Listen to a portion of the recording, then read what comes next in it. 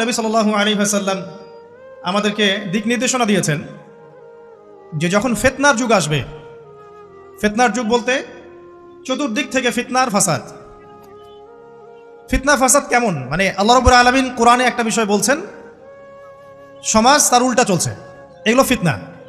নবী সাল্লাল্লাহু আলাইহি ওয়াসাল্লাম হাদিসে একটা বিষয় বলেছেন, সমাজ তার উল্টা চলছে, এর নাম ফিতনা। পরিবারে ফিতনা, ধর্মের মধ্যে ফিতনা, সমাজে ফিতনা, অর্থনীতিতে ফিতনা, এখন সংস্কৃতির মধ্যেও ফিতনা।